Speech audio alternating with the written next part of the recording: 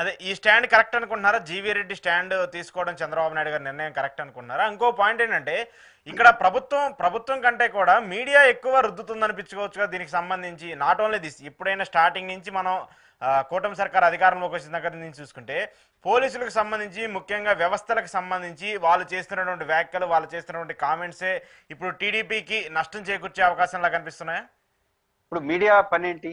ఇప్పుడు మీరు ఒక జర్నలిస్ట్ గా క్వశ్చన్ రెండు వైపులు అడగచ్చు. ఉమ్, మీకంటూ కొన్ని ఇంట్రెస్ట్ కూడా ఉండొచ్చు, మనుషులు కాబట్టి ఉంటాయి. ఉమ్, కానీ డిబేట్ ని ఇంట్రెస్ట్ గా మార్చేసి ఇప్పుడు తెలుగుదేశం పార్టీకి సంబంధించిన వాళ్ళు కూర్చొని పెట్టుకొని మీరు ఏం బాగా పని చేయట్లేదని మీడియా విలేకరు అడుగుతారు. మీ పని అది. ఉమ్, ఇప్పుడు ప్రభుత్వం బాగా పనిచేది అడగండి.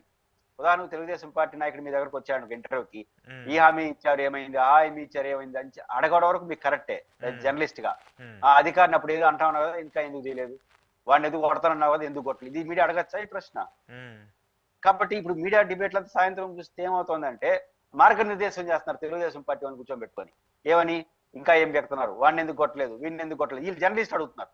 వాళ్ళు అట్లా పనులు చేస్తారు, చేయదంటారా బాబు అని చెప్పాలి జర్నలిస్ట్ గా. మీరు ఇది మంచిది కాదని చెప్పాలి. చివరి ప్రతినిధులు మళ్ళీ పిలవరేమో రేపని వాళ్ళు చెప్పినంత ఇంకోటేసిపోతున్నారు.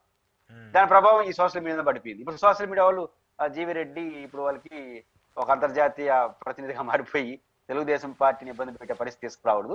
ఖచ్చితంగా జీవి రెడ్డి రాజకీయాల్లో ఉండాలని నేను కోరుకుంటా. ఆయనకి ఇష్టం వచ్చిన రాజకీయాల్లో ఉండొచ్చు. యంగ్ చదువుకున్నవాడు, వాళ్ళందరూ రాజకీయాల్లో ఉంటే మంచి ఏదో చేయాలని తపన ఉన్నవాడు. అట్లాంటి వాళ్ళు రాజకీయాల్లో ఉండాలి, రాజకీయాలు చేయాలి. ద సేమ్ టైం ఇట్లాంటి దుందుడు చర్యలు అనేది ఆయనకి మంచిది కాదు, ఆయన ఉన్న పార్టీ కూడా మంచిది కాదు. ఓకే, జగన్మోహన్ రెడ్డి అధికారులు ఇంకా నిజంగానే ఉన్నారా? ఒకవేళ అధికారులు ఉంటే 9 నెలలు అయిపోతుంది ప్రభుత్వం వచ్చి, ఇంకా అధికారుల మీద జగన్మోహన్ రెడ్డికి సంబంధించిన పేరు పెట్టి ఎందుకు జగన్మోహన్ రెడ్డిని టార్గెట్ చేస్తూ మాట్లాడటము? ఇటీవల నేను చూశాను, నేను నిన్న మొన్న డిబేట్లో కావచ్చు, టీడీపీ సంబంధించిన మీడియాలో డైరెక్ట్గా ఎమ్మెల్యేలు, సాక్షాత్తు మంత్రులు కూడా కొంతమంది ఇంకా ఉన్నారు, ఆ వాసనలు ఇంకా పోవట్లేదు అని చెప్పేసి వాళ్ళే డైరెక్ట్గా మాట్లాడుతున్నారు. అంటే అధికారుల చేత పని చేయించుకోవడం ప్రభుత్వానికి సంబంధించిన వ్యక్తులకి సరిపోవట్లేదా, లేదంటే వాళ్ళు వినట్లేదా? అధికారుల వ్యవస్థలో మీరు జర్నలిస్ట్, నేను అనలిస్ట్ గా ఎంత చెప్పుకున్నా రాజకీయ వ్యవస్థలో ఉన్నప్పుడు మనకు కొన్ని అభిప్రాయాలు ఉంటాయి. సహజం. మనకు ఉండకపోతే ఎవరికి ఉండాలి? 24 గంటలు రాజకీయాల గురించి చర్చించుకుంటా రాజకీయాల పైన మనకంటూ అభిప్రాయం ఉండదా? ఖచ్చితంగా ఉంటాయి, అభిమానాలు కూడా ఉంటాయి. ఐఏఎస్ ఆఫీసర్లకు కూడా రాజకీయ వ్యవస్థలో పనిచేసే క్రమంలో ఒక ముఖ్యమంత్రి పట్ల ఒక మంచి అభిప్రాయం, ఇంకొక ముఖ్యమంత్రి పట్ల ఇది కరెక్ట్, ఇట్లాంటివి ఉంటాయి, రాగదేశాలు ఉంటాయి. దీన్ని మనం ఏం చేయలేం. అయితే వారి పరిపాలన దాన్ని చొప్పిస్తున్నారా అని చూడాలి. తమ అభిప్రాయాలను ఐఏఎస్ ఆఫీసులు పరిపాలనలో చొప్పించేట్టుగా ఉంటే ఖచ్చితంగా ఆ ఐఏఎస్ ఆఫీసర్లను తప్పట్టాల్సిందే. అయితే ఇక్కడ వాళ్ళ అభిప్రాయాలు చొప్పిస్తున్నట్టుగా మనకి ఎక్కడ కనపడలేదు. మనకు వాళ్ళ ఆరోపణలు అంతా ఏం కనిపిస్తున్నాయి? ఫలానా ఆఫీసర్ అప్పుడు జగన్మోహన్ రెడ్డి గారికి అనుకూలంగా ఉన్నాడు అనేది లోపల వేయలేదు. ఇది చర్చ. ఇది ఆయన సాధ్యం కాదు, నీ ఇష్టం కాదు కదా లోపల వేసేయడం. దానికి ఒక ప్రాసెస్ ఉంటుంది. దానికి ఇప్పుడు టీటీడీలో కొంతమంది అధికారుల పైన విజిలెన్స్ నోటీస్ ఇచ్చారు. ఎందుకు ఇచ్చారు? విజిలెన్స్ నోటీస్ ఇచ్చి విచారించి ఏదైనా తప్పులు జరిగితే విజిలెన్స్ యాక్షన్ తీసుకుంటుంది. కానీ పలానా అధికారి పైన నాకు అభిప్రాయం, విజిలెన్స్ ఏంటి మొదలు తొక్క. మహేష్ బాబు గారు పోకే సినిమాలో ఎప్పుడు వచ్చాము అది దిగిందా లేదా బుల్లెట్ అంటాడు, సినిమాలో బాగుంటుంది. అది పవర్ లోకి వచ్చేసాం కదా, ఇంకా ఏంది విచారణ, తొక్కలో విచారణ వేసేయండి అన్నట్టు ఉంది వాళ్ళ వ్యవహారం. అది ఎట్లా సాధ్యం అవుతుంది? రేపు వాళ్ళు వేస్తే రేపు ఇంకొకరు వేయరు అట్లా. కాబట్టి ఈ జగన్మోహన్ రెడ్డి అధికారులు ఉన్నారనుకుంటే చంద్రబాబు నాయుడు గారికి అనుకూలంగా ఉండే అధికారులు జగన్ గారితో పోల్చుకుంటే ఎక్కువ ఉండాలి. ఎందుకు? ఆయన 15 ఏళ్ళ ముఖ్యమంత్రి ఈ రాష్ట్రానికి. 15 ఏళ్ళ ముఖ్యమంత్రి అని ఇంకా ఎక్కువ ఇన్ఫ్లుయెన్స్ చేస్తుంటాడు. జగన్ గారు కేవలం 5 ఏళ్లే. ఒకసారి తండ్రిని లెక్కేస్తుంటే 10 ఏళ్ళు.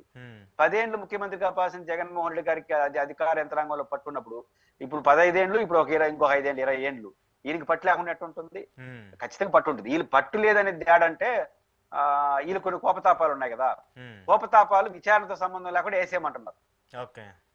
అది సాధ్యం కాదు, వ్యవస్థలో అది కుదరదు. కాబట్టి వాళ్ళకున్న కోపతాపాలు ప్రదర్శించడం కోసం ఒక్కటి చెప్పండి, ఈ ప్రభుత్వ ప్రాధాన్యతలో వాళ్ళు అనుకున్న రాజకీయ నిర్ణయాల్లో అదే సంక్షేమ పథకాల అమలు కావచ్చు, బడ్జెట్ నిర్ణయాలు కావచ్చు, ప్రజలకు సేవ చేసే మీరు అనుకున్నారు కదా, ఈ కార్యక్రమం అనేది ఎక్కడైనా పలానా ఐఏఎస్ ఆఫీసర్ నిర్లేప్త వల్ల, పలానా ఐఏఎస్ ఆఫీసర్ మోకాలడ్డం వల్ల ఆగిందని ఒకటి చెప్పండి.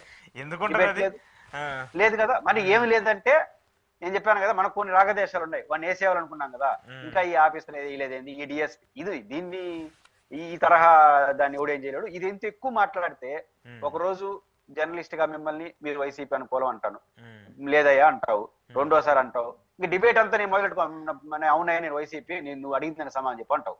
ఒక దశ దాటితే ఎవడైనా అదే ఇక్కడ పాయింట్ కూడా అదే. ఇప్పుడు పద్దాకలు మీరు వైసీపీ అధికారులు జగన్మోహన్ రెడ్డి అధికారులు ఉంటే ఇంకా వాళ్ళకు కూడా చిరాకు వచ్చి విరక్తి వచ్చేస్తుంది కదా.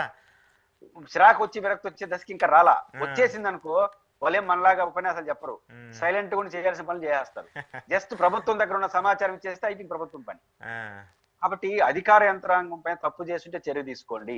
నాన్ కోఆపరేషన్ అయితే వాళ్ళకి తగిన ప్రాధాన్యత లేని పోస్ట్ లో పెట్టండి. ఇంకా ఇతను ఐఏఎస్ ఆఫీస్ సరిగ్గా లేడనుకుంటే విఆర్ లో పెట్టండి.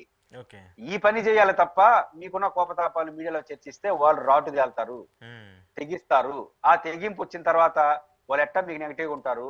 ఆల్రెడీ ఉండారు కదా మీకు ప్రభుత్వానికి బాగా పనిచేసే వాళ్ళు, వాళ్ళకి కూడా ఒక అనుమానం. ఈ రోజు వాళ్ళని చెప్తున్నామే రేపు జగన్ వస్తే మమ్మల్ని వాయిస్తాడేమో. కాబట్టి ఇద్దరు వేరు ఇద్దరు స్వభావాలు వేరు, చేసే పని మాత్రం మనకెందుకు లేని మీకున్న దగ్గర వాళ్ళు పనిచేస్తారు. వీళ్ళ సంగతి తేల్దా ఉంటారు. రెండు నష్టం కదా మీకు. కాబట్టి అది ఈ తరహా రాజకీయాలు అంత మంచిది కాదు. ఓకే. సో జగన్మోహన్ రెడ్డి గారు అసెంబ్లీకి సంబంధించిన అంశం ఏంటి? ఇంకా ఆయన ఆల్మోస్ట్ ఇంకా రానని చెప్పేసి నిన్న ప్రకటించేశారు. నిన్నైతే అటెండెన్స్ కోసం అంటారా, లేదంటే భయపడి వెళ్ళారని చెప్పేసి టీడీపీ వాళ్ళు అంటారా, ఇవన్నీ ఉన్నా కూడా నిన్న వెళ్ళారు, ఒక 11 నిమిషాలు ఉన్నారు, బయటకు వచ్చేసారు. ఈ పరిణామాలన్నీ చూస్తున్నప్పుడు జగన్మోహన్ రెడ్డి తీసుకున్నటువంటి నిర్ణయం పైన ఒక డిఫరెంట్ మాడ్యూల్స్ లో వర్షన్స్ వినిపిస్తున్నాయి. ఏం చెప్తారు మీరు దీనికి సంబంధించి? ఫస్ట్ పాయింట్ ఏంటంటే జగన్మోహన్ రెడ్డి గారు భయపడి అసెంబ్లీకి ఒకరోజు సంతకం పెట్టేసిపోయాడా? ఇప్పుడు చర్చ అంతా అదే. అంటే డిస్క్వాలిఫికేషన్ అయిపోతాడు భయపడిపోయినాడు అని. ఆ ప్రసక్తే లేదు. 2 కారణాలు ఇచ్చా. జగన్మోహన్ రెడ్డి వ్యవహార శైలి ఉన్న చూస్తే ఆయన భయం అనేది ఆయన బ్లడ్ లో లేదు. భయం బ్లడ్ లో ఉండదు. అట్లాంటి మాటలు మనం మాట్లాడలేం. కానీ భయం అన్నది జగన్మోహన్